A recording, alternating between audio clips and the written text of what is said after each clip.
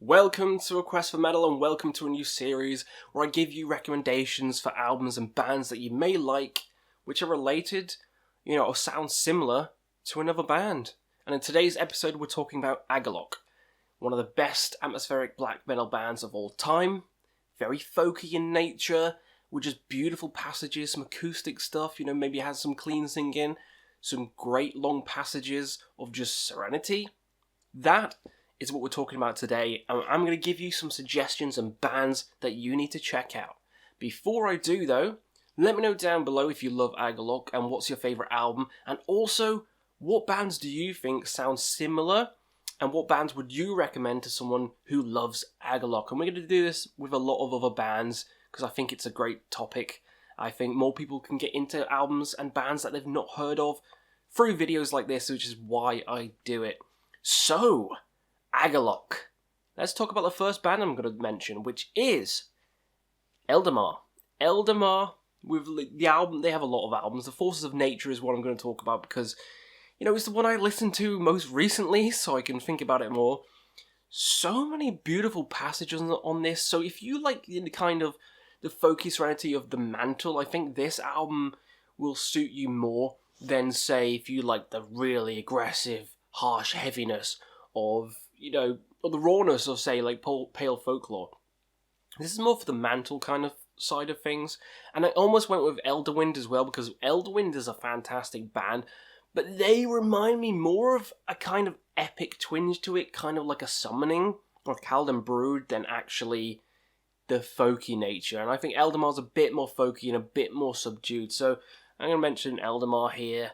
It feels like you're at the edge of a lake, next to the mountains, and that's the feeling you get with a lot of Agalloch songs. So I think Eldemar, they do it so well. So they don't have many albums, but the ones that they do have are fantastic, and I think if you enjoy Agalloch, you'll enjoy Eldemar.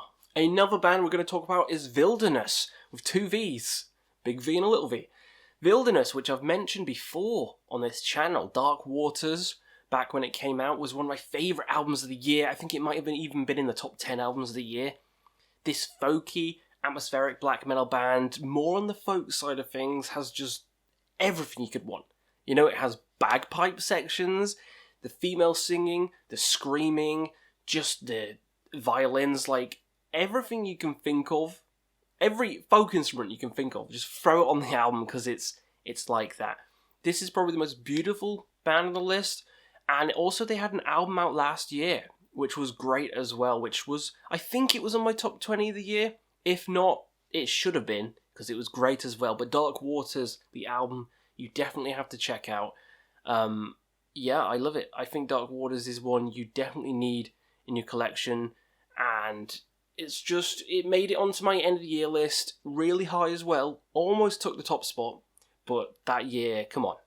That year had Mare Cognitum and Spectral Law on, so we won't get into that. But yeah, Dark Waters, fantastic. Next up, we're going to talk about my favourite band in black metal, not just atmospheric black, but black metal as a whole, and that's Druke.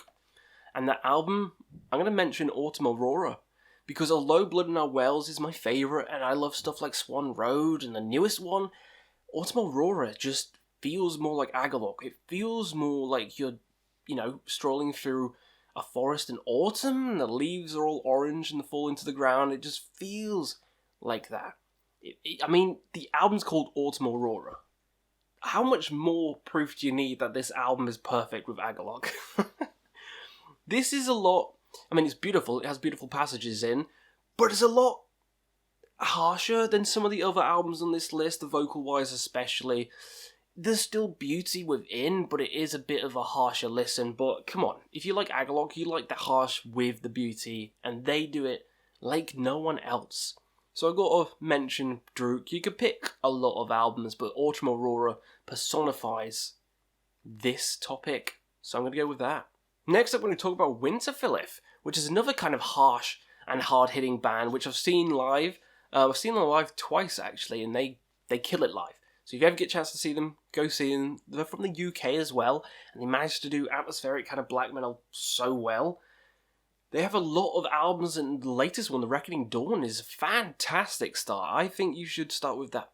Some of the others may be, more prolific, but Reckoning Dawn, it just has everything you could ever want. You know, it's got the long songs, it's got the beautiful passages, the screams.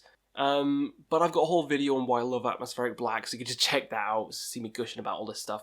But Winterfell, underrated as hell, and every album they've got a lot of albums, actually. They've got quite a few, so there's a lot to dig into. If you're sick of, Agalloch's just 5 albums, then go check out Winterfell. They've got way more, and a lot of these other bands, you'll be full. You'll be full of atmospheric goodness after this video. Last but not least, I'm going to talk about Seor.